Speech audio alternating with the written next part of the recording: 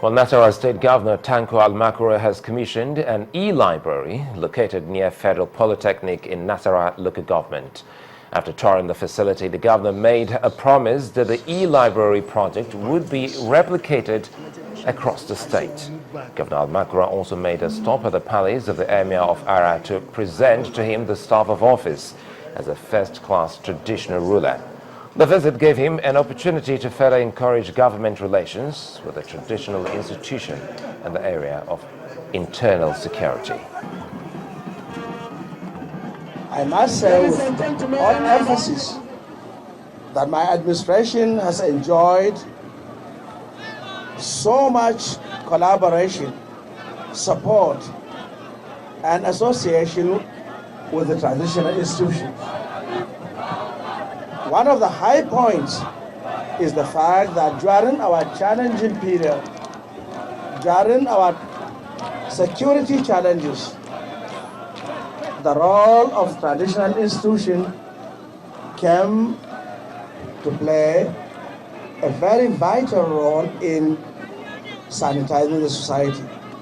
It is due to their efforts, to their support of government's initiative for community-based approach towards peace building that we have been able to attain the level of peace we are enjoying now. I will call on the citizens of Nasarawa State to support the efforts of our traditional institutions, to cooperate and collaborate with them in every of our societies, in all our villages, in all our chiefdoms, to ensure harmonious coexistence between each and every nationality within such chiefdoms. It is only through this that we'll be able to sustain peace and clear the ground for effective development for which our people dearly deserve. Now, the scenario here is your car, well, has just developed a fault. Who do you take it to? Now, do you know that your mechanic may be the reason why your car is having too many problems? Now, how up-to-date with modern technology in automobiles is your most cherished mechanic? Now, it is to avoid the frustrations often experienced by vehicle owners that officials of the National Automotive Council have resolved to equip auto workers in the country with the required skills. Every day in Nigeria, car owners complain of bad services by their mechanics due to inadequate knowledge of what the actual fault in the vehicle is. In Lagos State alone, statistics indicate that there are about 1.2 million illiterate mechanics. This, however, is about to change as graduates are beginning to show interest on how to reduce this trend. The vehicle temperature now is a huge shift that now has been brought to a smaller. But is this still operational? Is this still functioning? It's still working, but we have problem of light. Nenna Carlo is a graduate of mass communication. She has decided to develop her auto skills with modern technology to give satisfaction to her customers as well as pay her bills. I just wanted to stand out and do something different, entirely different. Yeah, that was why. What you should expect is me starting up my own personal workshop and also using the opportunity to get in more people, even ladies too like me, to come learn how to fix cars. Aribisala Abdul Jamil also has a master's degree but has chosen to do auto mechanics with a high professionalism. He hopes to train other willing Nigerians to push quack mechanics out of business. By now, I have to train others again since I've received the training. So that's another benefit. And upon all, I think it's a development to the nation at large. Because now, we should be able to handle Nigerian vehicles on the road in a perfect way. Not try by error that leads to accident that we could really to be traced. But now, with this training, I think we should be able to handle cars perfectly. The federal government, through its national automotive industry development plans, hopes to encourage local patronage of made-in-Nigeria vehicles, which would, in the long term, provide jobs. But all of these might be a tall dream if players in the sector are not adequately empowered on how to address faults in such vehicles when the need arises. This brilliant initiative of the federal government and its agencies, the SWAPI, NAC, and SMIDAN, will definitely lead to a sustainable development in the automotive industry. I therefore enjoin other stakeholders to continue to partner with the National Automotive Council. As more Nigerians in the auto mechanic industry show interest on how to acquaint themselves with modern technology, it is expected that incidences of constant visits to mechanics and wastage of both human and material resources will soon be reduced.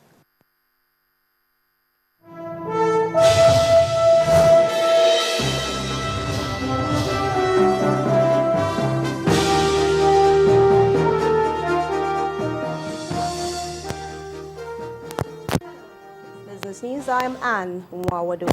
The federal government has indicated plans to target $1 trillion investment in the nation's power sector over the next 30 years. Speaking to Channels Television, the Minister of National Planning, Dr. Abubakar Sulaiman, said that the target is part of the National Integrated Infrastructure Master Plan, which has been approved by the Federal Executive Council and the National Economic Council. In the plan, the minister explained that government at various levels will commit 52% of the investment, while the private sector will commit the remaining 48%. We look at what are the major deficits, where are the deficits identified? And the major deficits is in the area of energy. For the past how many years now? For the past 20 years now, we have been suffering from the problem of getting, power working. Electricity has been a major problem. If you can get, power working in this country, the various middle sectors, in terms of the medium enterprise, we don't be talking of joblessness. We are expecting to invest almost $1 trillion on energy alone. We expect government to take 52% of the sum, while the private sector is expected to invest to the tune of 48%. But that is not sacrosanct. It's not depending on the global economic trend, depending on the responses of the private sector.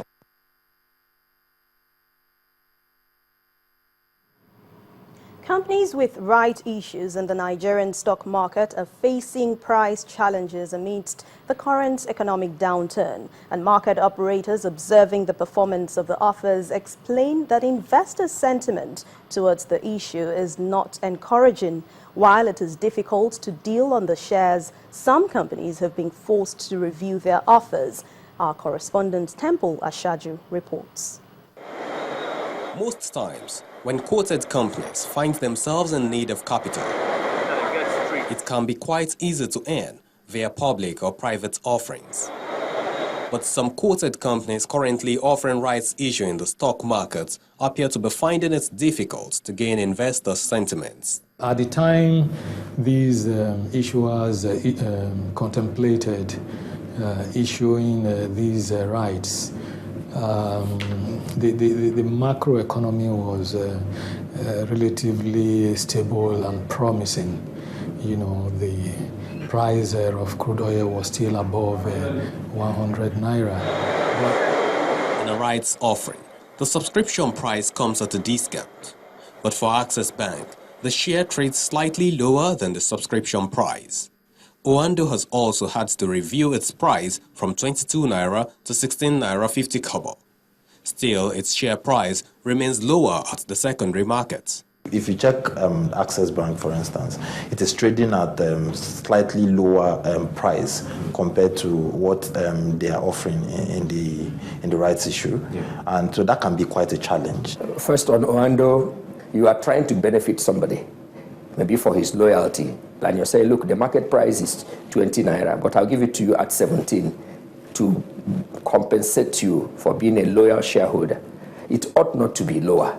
There are speculations that the rights issues have favored foreign investors more than it should have favored domestic investors. The concern right now is that what should these companies have done in a case where the business environment is not favorable for their offers? The role of underwriters becomes important now, not standby underwriter, full underwriters, whereby, look, at this price, we guarantee a full sale, and when done, we will take the difference. Companies are embarking on rights issues to either realize their expansion drive or attend to their loan loss provisions. Despite their overriding factor to seek the success of their offers, the economic uncertainties continue to weigh down on their share prices. Temple Ashaju Channels Television News. Well, crude oil settled up 8% as it made its highest record since June 2012. The commodity ends the month lower after data showed U.S. drillers slowed down on demand for shale. Brent settled up $3.86 at $52.99 a barrel after running as high as $53.08 per barrel. U.S. crude also rose $8.71 to end at $48.24 a barrel.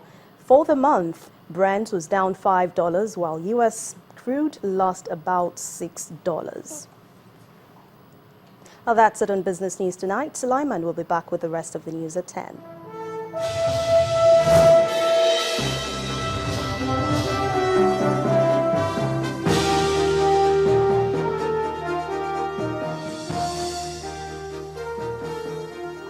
Well, still ahead on the news at 10, Serena Williams outclasses Maria Sharapova in straight sets to win her 6th Australian Open title and 19th Grand Slam. That's in sports news. Stay with us.